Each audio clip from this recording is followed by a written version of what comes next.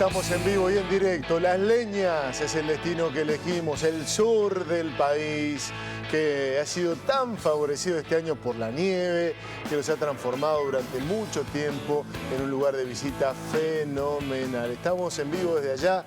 Un saludo muy especial a Ariel Martina, nuestro camarógrafo, que está cumpliendo años, que nos ha favorecido con una torta riquísima. Así que lo saludamos especialmente. Él la amasó, nos dice. Sí, él la hizo y la torta, además de ser riquísima, es muy generosa. Queda una parte muy importante de esa torta que trajo Ariel Martínez, todavía está en la heladera. Así que si tiene ganas de repetir, ¿sí? Bueno, ha sido muy generoso. Bueno, claro, tantos años que cumple, tenía que ser una torta. No sea mala, es muy joven. Sí, yo no he qué visto mal nada. hablar de esto. No, sí, está. Bien. Ya va a venir. Estamos comenzando la segunda parte de nuestro programa, gracias a la gente que se está comunicando con nosotros. Es uno de los temas que más puso gente en la calle, que más puso gente a militar, a favor, en contra de lo que se vivió, el aborto, la interrupción legal del embarazo, que se va a volver a dar, porque ya lo anunció el presidente electo en los próximos tiempos, pero hoy vivió un capítulo muy especial, Marina. Sí, un capítulo de informalidad, de marcha, de contramarcha, de ruptura. No se entiende muy bien todavía qué fue lo que pasó. Papelón, dígalo tranquilamente, sí, fue un porque papelón. no fue otra cosa. Fue un papelón. Estaba viendo el diario La Nación, publica que una fuente de la presidencia asegura que Rubinstein se cortó solo. Es como una expresión muy de la cotidiana y que difícilmente pueda explicar lo que sucedió hoy. El Gobierno Nacional publicó un nuevo protocolo para abortos no punibles que limitaba la objeción de conciencia. Eso sucedió a la mañana. A la tarde el gobierno lo anuló y algunos referentes de Cambiemos salieron a pedir la renuncia del ministro de Salud. Bueno, una cuestión que además de tocar una fibra sensible de la sociedad que la ha dividido al medio, también deja al descubierto una fragilidad dentro del oficialismo, ¿no? Porque algunos dirigentes se manifestaron en favor de Rubinstein, en tanto que otros salieron a criticarlo con los tapones de punta. Cornejo, Gil Lavedra, el radicalismo lo ha apoyado. Cambiemos es una coalición. Empieza a demostrar esto algunos... La grieta claro, entre el PRO y la UCR. Claro, a eso le iba a preguntar a Andrés. ¿Empieza a evidenciarse un poco de esto? Puede ser que se estén evidenciando las primeras muestras de la interna que se va a venir de cara al futuro, pero también puede ser una cuestión circunstancial, como bien mencionás, esta fuente que señala que el secretario se cortó solo, entre comillas. Puede ser también puede haber algo de eso. ¿Por qué lo menciono? Porque por lo menos desde la campaña, luego de las PASO, hasta ahora, cada paso que dio el gobierno fue pensando, creo yo, en conservar las adhesiones, conservar esa mayoría que consiguió en los votos luego de las elecciones generales. Entonces, es posible que tengan ya estudiado, tengan medido mediante alguna serie de investigaciones, como ha venido desarrollando los asesores del gobierno, de que ciertos temas no son propios, o por lo menos no le suman adhesiones, todo lo contrario, lo restan. Sí. Es posible que vengan por ese lado. Rubinstein, recordemos que Rubinstein en el 2018, cuando se debatió el proyecto, él estuvo en favor de la interrupción del embarazo. Sí. Exactamente. Y lo decíamos y lo volvemos a decir, una persona muy respetada como científico, más allá de sus posiciones en torno a esta situación. Alberto Fernández ha vuelto a decir que se trata de una cuestión de salud pública, y así se dará el debate seguramente el próximo año. Tenemos invitados. Sí, claro que sí, vamos a sumar a esta mesa a una especialista, a una de las mujeres que más sigue el tratamiento del aborto no punible en Argentina, y le damos la bienvenida a Silvia Ferreira, quien es coordinadora de la Mesa Federal de Mumala, Buenos Aires. Y la saludamos, Silvia. Muy buenas noches. ¿Cómo le va? Buenas noches. ¿Cuál es la interpretación que hacen ustedes, Silvia, de lo que ocurrió hoy? Bueno, más o menos en sintonía por lo que venía escuchando que estaban debatiendo ustedes allí en el programa. O sea, nos parece que es más que nada un juego político por parte del presidente, en alguna medida, por parte del ministro de Salud, ya en sus últimos días también, ¿no es cierto?, un gesto a a quienes venimos bregando por la legalización de la interrupción voluntaria del embarazo, ¿no es cierto? Ahora, lo más lamentable de todo esto, lo que me parece vergonzoso, que entiendo que buena parte de la comunidad lo interpreta así, es que se tomen este tipo de instrumentos institucionales, como son las resoluciones, como este mismo protocolo, como para poder posicionarse políticamente de cara a la base electoral de quienes están hoy actualmente en el gobierno, ¿no es cierto? Porque la verdad que a nosotros nos sorprendió en primeras horas de la mañana ver en el boletín oficial esta resolución, porque el protocolo de la interrupción legal del embarazo, o sea, de lo que es el aborto no punible en la Argentina, está en vigencia, se instrumenta desde hace un tiempo ya. Tengamos en cuenta que esta figura del aborto no punible ya está vigente en el Código Penal en nuestro país desde 1921.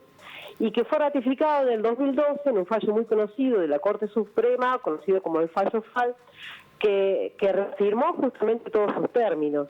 Este protocolo es una herramienta que instrumenta la parte procedimental de cómo debieran actuar las instituciones de salud ante una situación de este tipo, ¿no es cierto? Y lo que hizo la resolución esta mañana es jerarquizar ese protocolo, darle un carácter de resolución para que sea, lógicamente, política de la salud pública, ¿no es cierto? Y bueno, y a pocas horas de publicado el boletín oficial, esta actitud del presidente de vetarlo, como si perteneciera a otra administración, ¿no es cierto? Y con ese gesto ratificar el posicionamiento de algo que es ley, pero hace un gesto a los sectores que hoy por hoy inclusive cuestionan esto que ya está vigente, ¿no?, en la Argentina. Sí, no lo estaba en Córdoba hasta hace poco tiempo, pero un fallo ha dado marcha atrás con un amparo que había solicitado la agrupación Nazaret. Pero lo decíamos, además, una cuestión que, digamos, uno no puede llegar a entender cómo el gobierno no pudo generar un debate entre el ala más conservadora, si se quiere, el área más progresista, y evitar que esto saliera de esta manera a la luz pública, ¿no? Es que en realidad en materia del aborto no punible no hay mucha discusión porque es en materia legal. Claro. O sea, sí nos parece que lo que refiere a la interrupción voluntaria del embarazo, que es lo que discutió el Congreso en el 2018, ¿no? El proyecto de ley para la legalización del aborto, es otro capítulo, ¿no es cierto? Y que bueno, esperamos que el próximo gobierno, tal como está declarando, como se ha manifestado en los últimos días, pueda nuevamente dar un paso en ese sentido de poner en debate algo que es materia de salud pública, ¿no es cierto? Que bueno, que esperamos que sea ley, digamos, desde distintas organizaciones venimos bregando para sacar de la clandestinidad una práctica que es completamente común. Ahora, esto que refiere la resolución que ha sido vetada, tiene que ver con algo que ya es materia legal, o sea, que está vigente actualmente en el Código Penal y que tiene que ser aplicada en cada una de las situaciones que contempla. Cuando hay riesgo de vida de la persona gestante, cuando corre riesgo la salud física o psíquica de la gestante, cuando se dio la concepción en el marco de una violación. O sea, cuestiones que hoy son indiscutibles y que, sin embargo, por lo menos en el caso de los sectores que quieren incluso atentar sobre esto que ya es un derecho consagrado, ya le digo, desde 1921. Entonces, son dos capítulos y es conveniente y es oportuno diferenciarlo, porque son dos procesos distintos. Consultarte, Silvia, quizá ustedes ya hayan sacado la cuenta, ya hayan avanzado sobre este análisis. ¿La nueva composición del Congreso podría finalmente aprobar este proyecto de ley? ¿Lo estuvieron viendo? Y va a ser difícil, o sea, va a estar duro, porque es probable que suceda algo muy similar a lo que vimos en el 2018, ¿no? Que en la Cámara de Diputados pueda tener una respuesta favorable y que en la Cámara de Senadores tenga las mayores dificultades. Pero bueno, nosotros confiamos en que es un debate que tiene que seguir dándose en la sociedad, y que esperamos que sea ley, ¿no? No es menor que el próximo presidente, sí, que está pronto a asumir, se haya pronunciado ya por la necesidad de avanzar cuanto menos en la despenalización y en los últimos días también en la legalización. Nos parece que es un debate pendiente para una parte importante de la sociedad y, como les decía, es un tema de salud pública, no es un tema que tenga que ver con la moral ni con las creencias religiosas, tiene que ver con sacar de la clandestinidad toda esa maquinaria de negocios que hay en torno del aborto clandestino, ¿no es cierto? Bueno, gran diferencia entre Alberto Fernández y Cristina Fernández. El presidente electo se pronuncia abiertamente, ya en el debate lo había dicho, no me voy a hacer el sonso, voy a contestar respecto del aborto. En buena hora que muchos legisladores, que muchos diputados, diputadas, senadores y senadoras puedan reflexionar sobre este debate. Yo creo que uno de los saldos más positivos de todo lo que fue el debate del 2018 es la solidez de los argumentos de quienes estaban impulsando este proyecto de ley y la limitación profunda que tuvieron quienes se ponían para poder poner sobre la mesa argumentos científicos, culturales, sociales,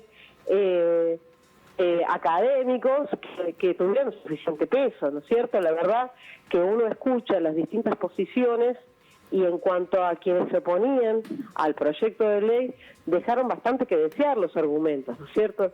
Y bueno, nos parece que si después de todo ese proceso tan rico que hubo en el 2018, tuvo como correlato el cambio de posición, que eso fue completamente legítimo, en muchos casos tuvieron que ver justamente todo el proceso de debate, que en buena hora para eso están las comisiones, las audiencias en el marco legislativo.